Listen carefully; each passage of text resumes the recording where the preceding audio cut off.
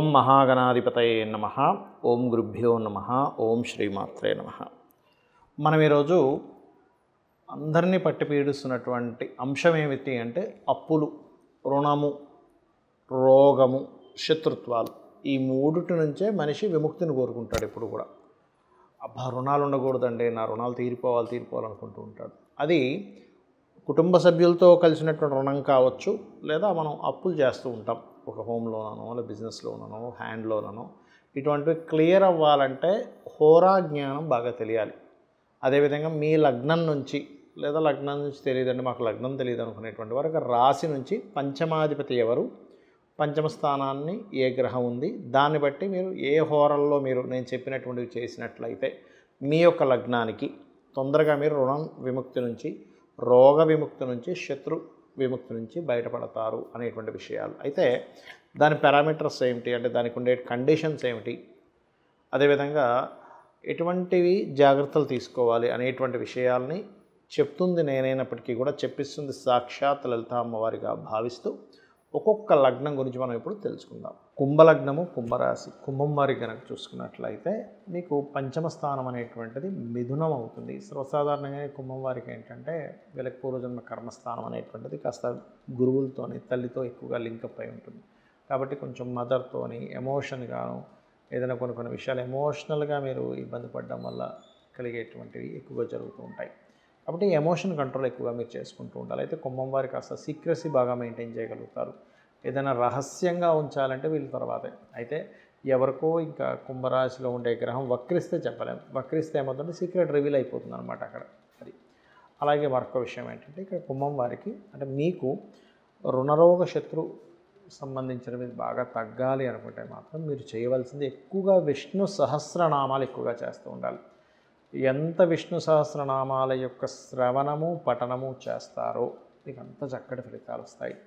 అదేవిధంగా పంచమంలో మీకు మిగతా వేరే గ్రహాలు ఉన్నాయనుకుందాం, అంటే రవి, చంద్రుడు, బుధుడు, కుజుడు, అప్పుడు ఆ గ్రహ సంబంధించిన ఆరాధన ఇంకా ఎక్కువ ఫలితాలు ఇస్తుంది. అయితే మీరు 6లో చంద్రుడు ఉండడము సహజంగానే 6వ స్థానం అనేది పూర్వజన్మ కర్మస్థానంగా చెప్తుంటారు. కాబట్టి 6లో కనుక చంద్రుడు ఉన్నట్లయితే, చంద్రరాశిలో ఏదైనా గ్రహాలు ఉన్నట్లయితే ఎక్కువగా మనసుతో సర్వసాధారణంగానే ఏదైనా రెమెడీ చేస్తున్నాం అనుకోండి, మానసికంగా ఎక్కువ చేయాలంటూ ఉంటారు. కాబట్టి ఏంటంటే మీకు ఒకవేళ కుదరలేదు, పలానా దగ్గర దానం ఇద్దాం అనుకున్న ఆ వారం కుదరలేదు, మానసికంగా మీరు దానం ఇచ్చినట్టుగా ఫీల్ అయితే కూడా ఎక్కువగా పనిచేస్తుంది కుంభం వారికి. అలాగే 6లో అధిక గ్రహాలు ఉన్నట్లయితే వాటికి సంబంధించిన దానాలు వీలున్నప్పుడల్లా ఇస్తుంటే చాలా మంచిది. అయితే ఇక్కడ చాలామందికి దానం ఇవ్వడానికి మాకు స్కోప్ లేదండి, మేము విదేశాల్లో ఉన్నాము, లేకపోతే ఇక్కడే ఉన్నాము, ఇండియాలో ఉన్నాం కానీ తీసుకునేవారు లేరు అనుకున్నప్పుడు నువ్వులు మాత్రం గోవులకు తినిపించకూడదు. వేరే పదార్థాలు వాటికి ఇప్పుడు గోధుమలు ఇస్తున్నాం అనుకోండి, గోధుమ రవ్వ గోవుకు పెట్టచ్చు. బియ్యం ఇస్తున్నాం, బియ్యం పిండి పెట్టచ్చు. కందులు ఇస్తున్నాం దానంగా, అలాంటప్పుడు క్యారెట్స్ తినిపించవచ్చు. ఇలా దానికి ప్రత్యామ్నాయం అనేటువంటిది కూడా చేయొచ్చు మీరు గోవులకు తినిపించడం.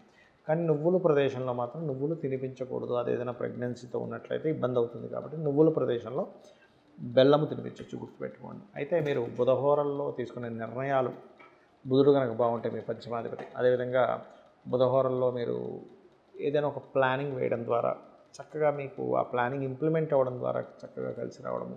సర్వసాధారణంగా బుధహోర కూడా వ్యాపారాలకు వాడుతూ ఉంటారు. అయితే ఆ వ్యాపారాలకు వాడేటప్పుడు బుధుడు ఆ రోజు గోచారంలో ఎలా ఉన్నాడు అనేటువంటి దాన్ని చెక్ చేసుకొని వ్యాపారాలకు వాడాలి. అప్పుడు మరింత మంచి ఫలితాలు మీకు కలుగుతాయి. ఇక్కడ కొన్ని కండిషన్స్ గుర్తుపెట్టుకోండి. ఏమిటది అంటే, ఒకటి మీకు పంచమంలో ఏ గ్రహం ఉంది, పంచమం అంటే లగ్నము అని ఉంటుంది మన జన్మజాతకంలో. లగ్నం నుంచి 5వ స్థానం పంచమము అంటే లగ్నం ఒకటైతే ధనస్థానము, మన భాతృస్థానము, చతుర్థ స్థానము, పంచమ స్థానం. ఈ 5వ స్థానంలో ఏ గ్రహం ఉందో చూసుకోవాలి. ఆ గ్రహం మీకు మీ యొక్క రుణము, రోగము, శత్రుత్వాల నుంచి బయటపడేసే క్యాపబుల్ కలిగి ఉంటుంది. ఇప్పుడు మనం చూడండి, రకరకాల ట్యాబ్లెట్స్ ఉంటాయి మెడికల్ షాప్లో. అన్ని ఔషధాల్లో కూడా మనకి బాగా పనికొచ్చేది ఏమిటి అంటే, ఏమైనా మీకు తలనొప్పి అయితే ఇది వేసుకోండి అంటాం, సారిడాన్ ఏదో. జ్వరం అయితే డోలో వేసుకుంటాం, లేదా ఇంకో ప్రాబ్లం ఉంది, విటమిన్ B12 లోపం ఉందన్నప్పుడు ఒక ఇంజెక్షన్ తీసుకుంటాం. అంటే ఏమిటి, మీకు ఏ ప్రాబ్లం ఉందో ఆ సంబంధించింది పనిచేస్తుంది. కానీ విటమిన్ B12 మీకు జ్వరాన్ని తగ్గించదు, తలనొప్పిని తగ్గించదు. అలాగే మీ పంచమం ఎవరు, ఎందుకు అంటే రుణ రోగ శత్రుస్థానం ఏదైతే ఉందో అది 6వ స్థానంగా చెప్తూ ఉంటారు జ్యోతిష్ శాస్త్రంలో. ఆ 6వ స్థానానికి వ్యయభావం పంచమ స్థానం. సరే పంచమంలో అస్సలు బాగాలేవండి గ్రహాలు, సెకండ్ ఆప్షన్ ఇంకేమైనా ఉందా అన్నప్పుడు 9వ స్థానం చూసుకోవాలి. 9 కూడా పాడైపోయిందండి మాకు అనుకున్నప్పుడు లగ్నంలో ఉండేటువంటి గ్రహాలను కూడా తీసుకోవచ్చు. ఇది ముఖ్యంగా గుర్తుపెట్టుకోండి. ఇక రెండవ విషయం ఏమిటంటే పంచమంలో ఒక్కొక్క గ్రహాన్ని బట్టి ఒక్కొక్క పరిహారం చేసుకుంటూ ఉండాలి. రవి ఉన్నాడు అనుకోండి, సూర్య నమస్కారాలు చేసుకోవడం చేస్తూ ఉండండి. అదేవిధంగా సూర్యభగవానుడికి ఆదివారాలు ముఖ్యంగా శాస్త్రంలో చెప్పినటువంటిది శ్రీతైల మధుమాంసాన్ని త్వజతే, అంటే స్త్రీని కలవడము, మధువు మాంసము అలవాటు ఉన్నా సరే వాటిని ఆ రోజు వదిలేసేయడము ప్రత్యేకంగా, మరియు తలకి నూనె రాసుకోకపోవడం చేయాలి. సూర్య అనుగ్రహం ఎక్కువగా కావాలంటే ఎలా అంటే ఇప్పుడు మనకు చూడండి, ఒక హెల్త్ ఇష్యూ ఉంది, డాక్టర్ గారు ఏం చెప్తారు, అయ్యా మీరు ఈ ఆహారపు అలవాట్లు చేసుకోండి అంటాం. అంటే ఏమిటి, అప్పుడు కానీ మన బాడీ ఆ క్యాపబుల్ పొందదు. అలాగే సూర్య అనుగ్రహం కావాలంటే వీటిని ఆదివారాలు చేయకూడదు, గుర్తుపెట్టుకోండి.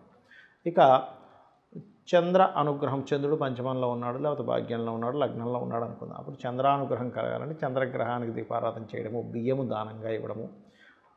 సూర్యుడికేమో తండ్రికి నమస్కారం చేసుకుంటే చంద్రుడికి తల్లిదండ్రుల్లో ఇద్దరికీ చేసుకోవాలి నమస్కారం అనేటువంటిది. చంద్రుడు ముఖ్యంగా తల్లికి కారకుడు, మనసుకి కారకుడు, కాబట్టి మెడిటేషన్స్ ఎక్కువగా చేయడము. అదేవిధంగా గోవులకి ప్రత్యేకంగా మీరు బియ్యపు పిండి తినిపించడం చేయాలి. ఆ సూర్యుడిదైతే గోధుమ రవ్వ తినిపిస్తుంది. అదేవిధంగా కుజుడు అనుకోండి, సుబ్రహ్మణ్యేశ్వర స్వామి ఆరాధన, పంచమంలో కుజుడు ఉన్నాడు మీకు ఉదాహరణకి, అంటే పంచమం రుణరోగ శత్రుస్థానాలను తగ్గించేదన్నాం కదా, హనుమాత్ ఆరాధన, సుబ్రహ్మణ్యేశ్వర స్వామి ఆరాధన, అందులో ముఖ్యంగా కుజహోరల్లో చేయండి. ఈ రవిహోర చంద్రహోరల్లో ఇందాక నేను చెప్పినట్టుగా రవి పంచమంలో ఉన్నా, లేదా పంచమాధిపతి రవి అయినా, లేదా చంద్రుడు పంచమంలో ఉన్న పంచమాధిపతి చంద్రుడైనా, ఈ హోరా ఎలా చూసుకోవాలి అంటే మీకు ప్లానెటరీ టైమ్స్ అని చాలా యాప్స్ ఉన్నాయి మనకి ప్లే స్టోర్లోకి వెళ్తే, అందులో హోరా యాప్స్ అని కొడితే చాలా వస్తాయి. అందులో ప్లానెటరీ టైమ్స్ కొంతవరకు బాగుంటుంది, అది మీరు తీసుకొని ఇన్స్టాల్ చేసుకొని అది ఎప్పటికప్పుడు మీకు చెప్తూ ఉంటుంది, ఈ పలానా సమయం నుంచి ఈ సమయం వరకు పలానా హోరా ఉంది అని. ఆ రకంగా కనుక మీరు చూసుకున్నట్లయితే కూడా మీకు తొందరగా ఫలిస్తుంది. ఇక అదేవిధంగా ఈ గొడవలు ఏవైనా మనకి గెలవాలనుకున్నప్పుడు కూడా కుజహోర బ్రహ్మాండంగా పనిచేస్తుంది జనరల్గా కూడా. అదేవిధంగా బుధుడు ఉన్నాడు పంచమంలో. ఈ బుధుడు ప్రధానంగా ఏంటంటే మీకు పంచమంలో ఉన్నప్పుడు విష్ణు సహస్రనామాలు చేయడము, అంటే విష్ణు సహస్రనామాలు వినడం కానీ చదవడం కానీ. అదేవిధంగా గోవులకి ఆ సమయంలో మీరు కనుక బుధహోర చూసుకుని ఆ సమయంలో కనుక మీరు గోవులకి గ్రాసము కానీ లేకపోతే గోంగూర కానీ తినిపించినట్లయితే గోంగూర అనేటువంటిది కూడా కాస్త బలాన్ని ఇస్తుంది. అందులో ముఖ్యంగా దేశీవాళి గోవులకు పెట్టండి. అదేవిధంగా ఉదాహరణకి మీకు గురుగ్రహం పంచమంలో ఉంది, గురుగ్రహం ద్వారానే మీకు పూర్తిగా లైఫ్ అనేటువంటిది మారేది ఉంది. ఎందుకంటే పంచమం రుణరోగ శత్రుస్థానాలు తగ్గించే స్థానంగా చెప్పుకున్నాం. ఉపాసనా స్థానము మంత్రస్థానంగా అంటూ ఉంటారు పంచమ స్థానాన్ని. అయితే ఈ పంచమంలో గురువు ఉన్నాడు, దక్షిణామూర్తి స్తోత్ర పఠనం, గోవులకి అరటికాయలు తినిపించడం గురుహోరలో చేస్తూ ఉంటారు. ఇక శుక్రహోర ఫైనాన్షియల్ ఇంప్రూవ్మెంట్స్కి ఎక్కువగా కూడా చేస్తూ ఉంటారు. అలాంటి వారు ముఖ్యంగా మీరు శుక్రుడికి దీపారాధన చేయడము, అమ్మవారి ఆరాధన లలితా సహస్రనామాలు చదువుకోవడము, లేదు ఓం సంపత్కరీ సమారూఢ సింధుర వ్రజసేవితాయ నమః అనేటువంటి నామం చేస్తూ గోవులకి తీపి చపాతీలు, అంటే తేనె పూసినటువంటి ఒక 3 చపాతీలు శుక్రవారం పూట కనుక తినిపించినట్లయితే కూడా శుక్ర బలము పెరుగుతుంది, రుణరోగ శత్రుత్వాలు తగ్గుతాయి, ధనము కూడా మీకు పెరుగుతుంది. ఇంకా అదేవిధంగా ముఖ్యంగా ఏంటంటే శనిహోర, ఉదాహరణకి శని పంచమంలో ఉన్నాడు, చాలామంది భయపడతారమ్మో శని పంచమంలో ఉన్నాడండి పిల్లల ఆలస్యం అవ్వాలంటే ఆ శని పోర్ట్ఫోలియో పొందాలి పంచమంలో శని ఉన్నప్పుడు, అంటే అపోహ ఇలా ఉంటుందని చెప్తున్నాను.